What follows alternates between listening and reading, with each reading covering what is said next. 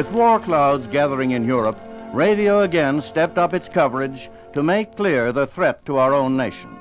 I remember radio and the magnificent job it did at that time informing the American people of the events that were developing, events which would surely change their lives forever. 78.000, jetzt sind es 90.000, 107.000, 137.000 und heute 214.000.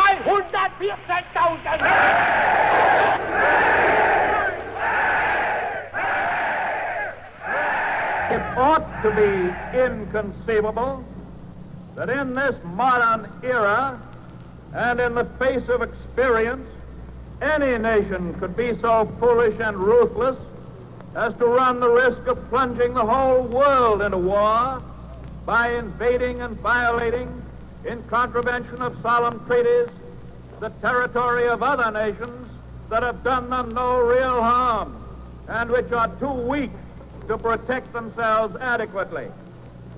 Yet the peace of the world and the welfare and security of every nation, including our own, is today being threatened by that very thing. War is a contagion, whether it be declared or undeclared.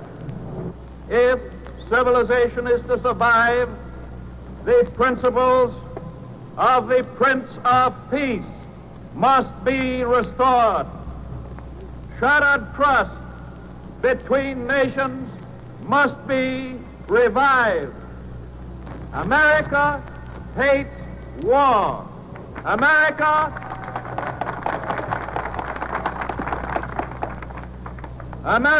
hopes for peace. Therefore, America actively engages in the search for peace. President Roosevelt wrote out a verse to me in his own handwriting from Longfellow. Sail on, O ship of state. Sail on, O Union strong and great. Humanity, with all its fears, with all the hopes of future years, is hanging breathless on thy fate. What is the answer that I shall give in your name to this great man? Give us the tools, and we will finish the job. Personal news evaluation was heard for the first time during these years.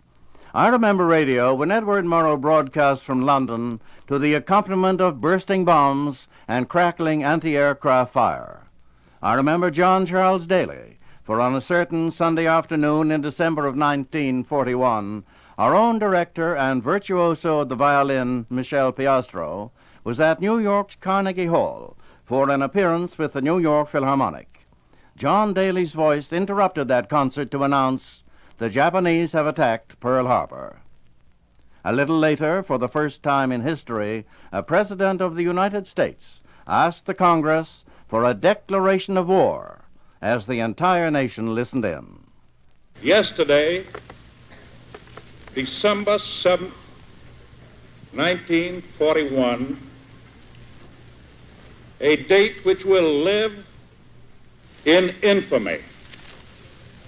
The United States of America was suddenly and deliberately attacked by naval and air forces of the Empire of Japan.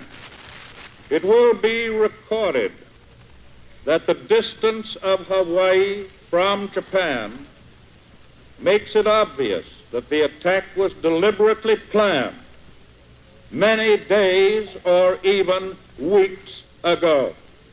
The attack yesterday on the Hawaiian Islands has caused severe damage to American naval and military forces. No matter how long it may take us to overcome this premeditated invasion, the American people in their righteous might will win through to absolute victory.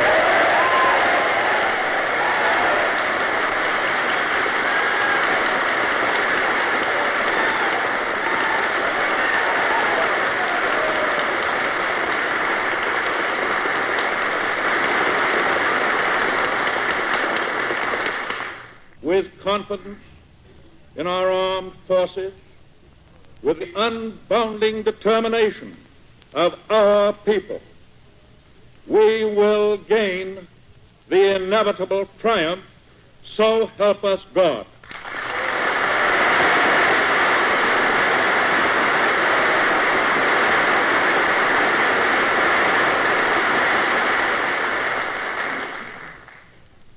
I ask that the Congress declare that since the unprovoked and dastardly attack by Japan on Sunday, December 7th, 1941, a state of war has existed between the United States and the Japanese Empire.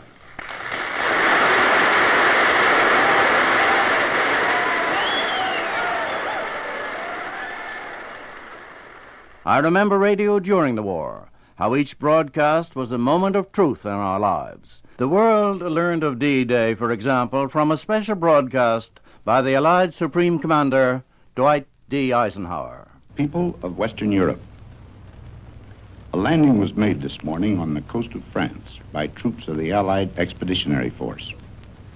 This landing is part of the concerted United Nations plan for the liberation of Europe, made in conjunction with our great Russian allies. And our hopes soared or were dashed each night with the words of a commentator. There's good news tonight.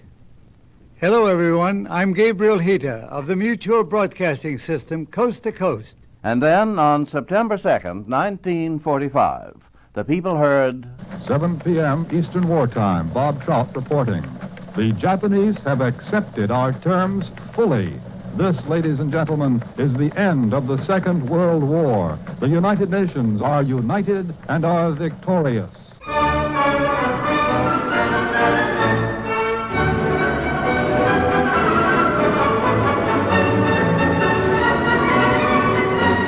This was the beginning of a great change. Not only the end of World War II, but a great change for radio. Alas, it would never be the same, but it can never be forgotten. And there was so much more to the great old days of radio than news or laughter or adventure.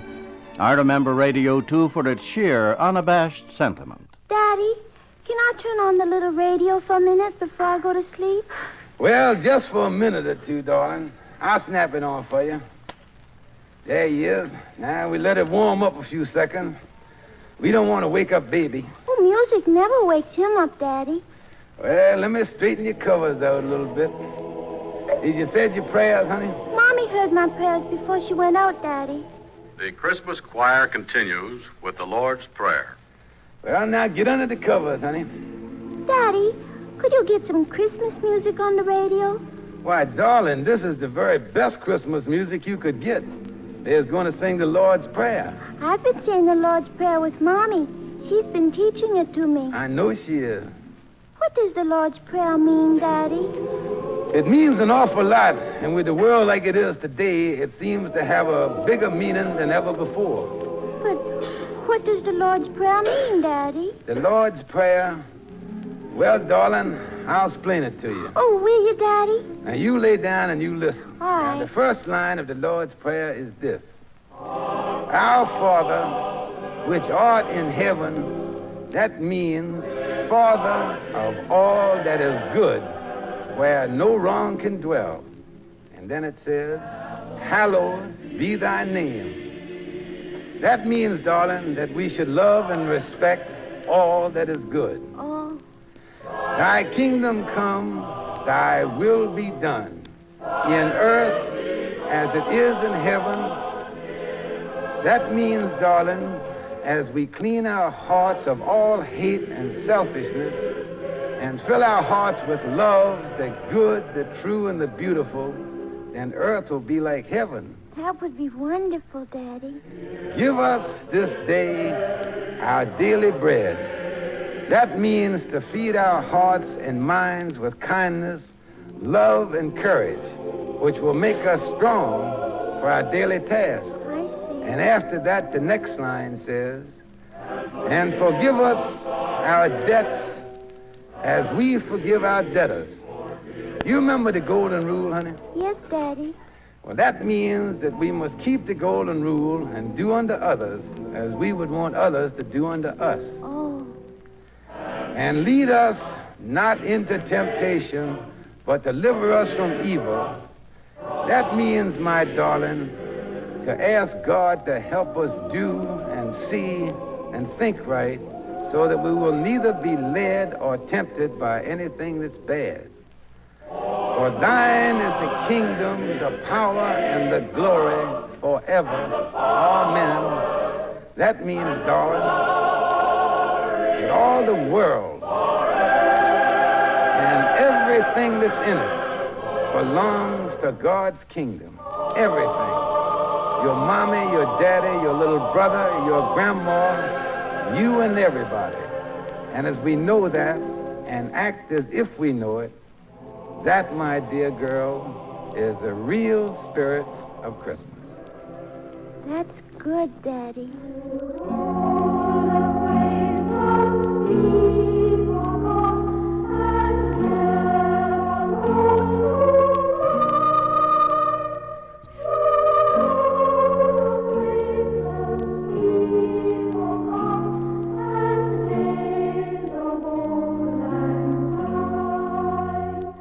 Somehow it seems to me that when radio tipped its hat to television, something grand was lost from our lives. The Longines Symphonette Society has prepared this special treasury as a fond reminder of those days and nights when the family gathered around the radio and shared imaginations together. As it was, can you ever forget it? I know I can't. I will always remember radio. This is Frank Knight speaking to you on behalf of Longines, the world's most honored watch, and the Longines Symphonette, as I have for over 30 years on radio. Thank you for listening.